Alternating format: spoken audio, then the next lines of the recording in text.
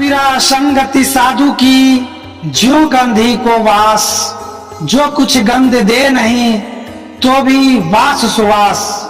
दोस्तों, मैं अमरेश कुमार सिंह इस वक्त आए हुए हैं पटना शहर के मीठापुर अवस्थित गौरिया मठ के नजदीक कबीर साईं मंदिर के प्रांगण में, जहां की आप देख सकते हैं श्रद्धालु भक्तों की भीड़ लगी हुई है।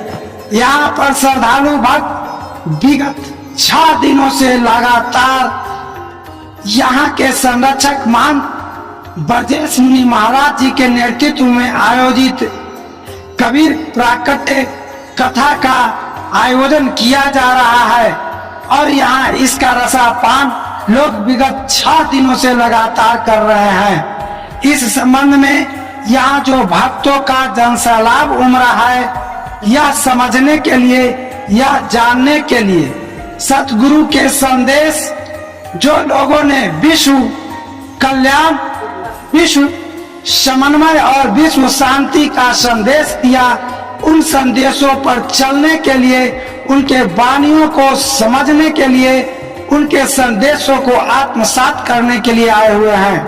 महाराज जी हमारे बीच में है, हम जानना चाहते हैं महाराज जी, यह जो आपने कबीर प्राकट्य कथा का आयोजन किया, इसके पीछे आपका सोच संदेश क्या है? गुरु कबीर साहब आज से 600 वर्ष पहले आए थे। मैं बहुत बहुत धन्यवाद देता हूँ आपका, अमरेश जी, महात्मा जी, दार्शनिक भारत लाइव, आप हमेशा दिखाते भी हैं। ये सदगुरु कबीर साहब का एक कथा, ज्येष्ठ महीना में ही सदगुरु कबीर साहब का आगमन हुआ था और इसी समय 500 सालों का ये मतलब 5 वर्षों के बाद ये लोकतंत्र का महापर्व का समापन हुआ।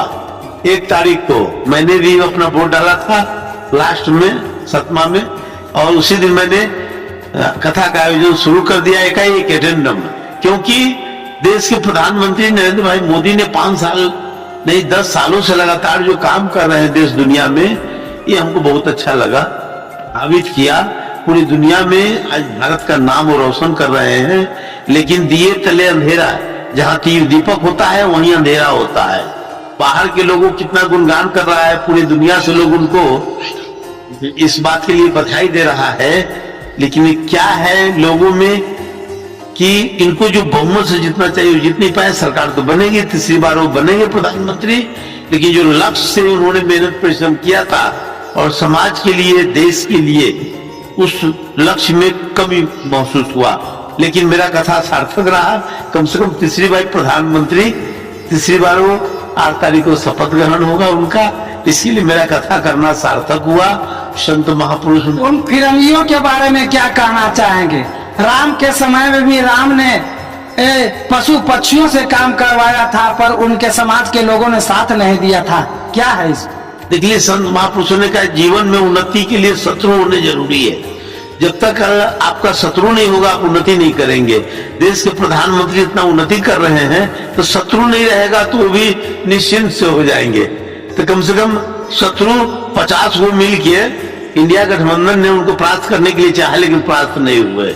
पुनः तीसरी बार वो सरकार बनाने जा रहे हैं और भी बहुत कुछ करना है 5 सालों में। अब मैं चाहूंगा कि सदा दीर्घायु रहे और देश की अमन चैन हो, शांति हो। अभी देखिए उत्तर प्रदेश से कितना शांति से योगी सरकार चला रहे हैं, लेकिन वहां की जनता नहीं समझ पाया।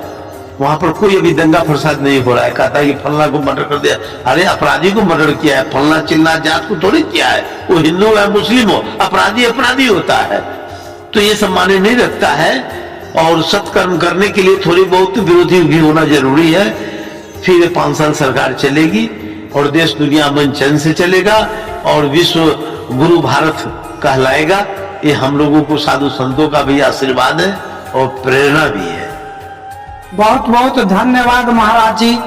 दोस्तों, आपने देखा कि यहाँ सतगुरु कबीर आश्रम में जो सतगुरु कबीर प्राकट्य कथा का आयोजन किया गया है, इसके संदेश में यही बात दर्शाता है कि एक तरफ अपने समाज में भले कुरीतियों, पाखंडों से मुक्त करना चाहते हैं, सतगुरु कबीर के संदेशों को प्रचार प्रसार के माध्यम से लोगों के बीच में, लोगों के जीवन में समन्वय और सद्ज्ञान का प्रचार करना चाहते हैं, वहीं दूसरे तरफ महाराज जी ने देश के जो राष्ट्र हित में काम कर रहा है, जो पूरे देश को विश्व गुरु बनाने के प्रति काम कर रहा है, जो पूरे विश्व के हिंदुओं को एकजुट करने का काम कर रहा है, उनके संदेशों को, उन मार्गों को अपनाते हुए उनके कुशलता और सफल सरकार के नेतृत्व की कामना का उद्देश्य से भी यहाँ पे कबीर कथा का आयोजन किया गया।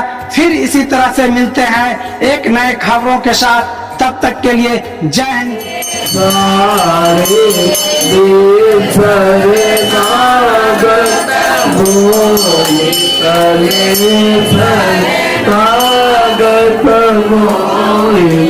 गुरु भवनी पितारे जय देव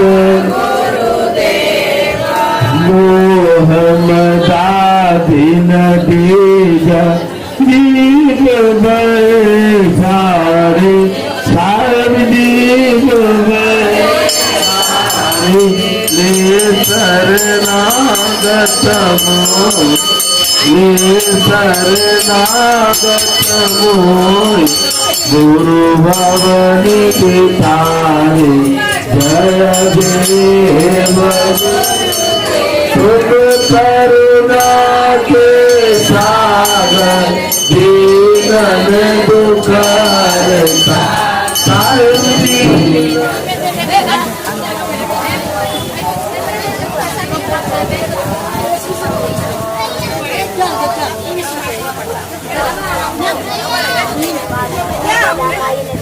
Yeah.